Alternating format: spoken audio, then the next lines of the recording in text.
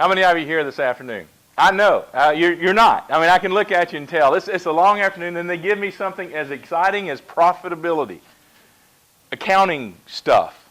I mean, but how many of you are actually in Steve's league with 500 agents? Raise your hand. Okay, I have a confession to make right now. I'm not either. But it's okay. Because I have a friend that was in the, can we turn this off? Yes. I have a friend that was in the franchise business in McDonald's. And he and I always talk about numbers sometimes. And I remember I would always look at him and say, you know, we would actually talk about what we made. And one day he looked at me and he said, man, he said, do you realize how much money I have to go through my cash register to keep this amount of money? I said, yeah. I said, but I've always heard in school and other places, it isn't a matter of how much money you make. What is it? It's how much do you keep. So don't get, discouraged that your numbers may not be as high as some other numbers of this, that, and the other, because what I want to talk to you is about what do you make? What do we make? How do we do this? And what's involved in that? How many of you in here are agents? Again, raise your hand. How many of you are broker owners? How many of you write a check if you don't make enough money that month?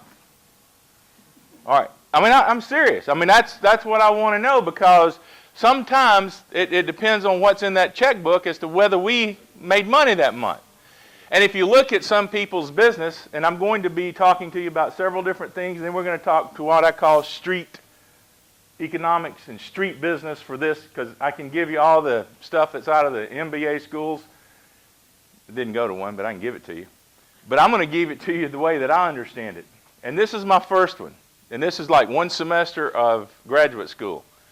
When your outflow exceeds your inflow, then your upkeep will be your downfall. Think about it. But listen, let's talk about that for a minute. Is that necessarily true immediately in the time frame? The answer is no. Let's take Lexus for instance. Lexus, when they first came to the U.S. with their car, and I'm going to use the word dumped. They dumped cars on the U.S. market below their manufacturing cost. Why did they do that? Why? They did that to get some people out in the marketplace with their product, to get the brand loyalty, to get the brand identity, to get those things going where the owners would say, man, I really like my car. Now, they had more money going out than they had coming in that brand, but where are they now? I'll bet you their profit margin is way higher than their manufacturing costs.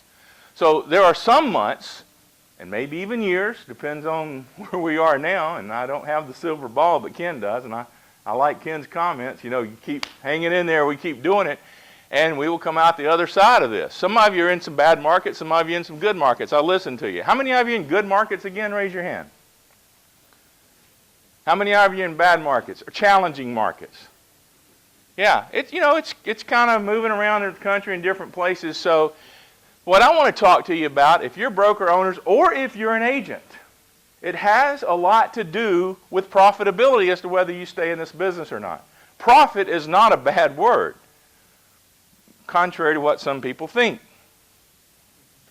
Profit has to do with whether you have longevity in the business. Do you understand that? I want you to understand that. And I also think that profit should never be the goal. Now, this is my political, ideological side of this. I think that money and commission is the byproduct of the service. I'm also an attorney, and I will tell you that any time I've ever seen an agent pursue money at the expense of everything else, there's your risk. There's your lawsuit risk right there. I mean, they'll go after something and they would disregard everything. Every red flag that they talked about on the insurance policy, they will disregard it. They will go after the money. And when they're looking for only the money, you will find only the lawsuits as a broker. So when you ever get an agent in your office like that, I have a recommendation. Whether you have your quotas met or not, get rid of them. Either retrain them or replace them immediately. They will cost you money if you don't get that fixed. So what do I think that you need to know as a broker owner? I think you need to know basic financial stuff. And I want to say it that way. There are 3 basic financial statements that I think you need to have a general idea of. One of them you already have an idea of, and it's called the balance sheet. And the balance sheet has assets and it has liabilities. And the difference between those two is what? All right, listen to me now. Assets, liabilities, net worth. What's that? That's the same thing as a house, isn't it? When you're going out, agents on listing agreements or executives, and I always use agents, licensees, and executives.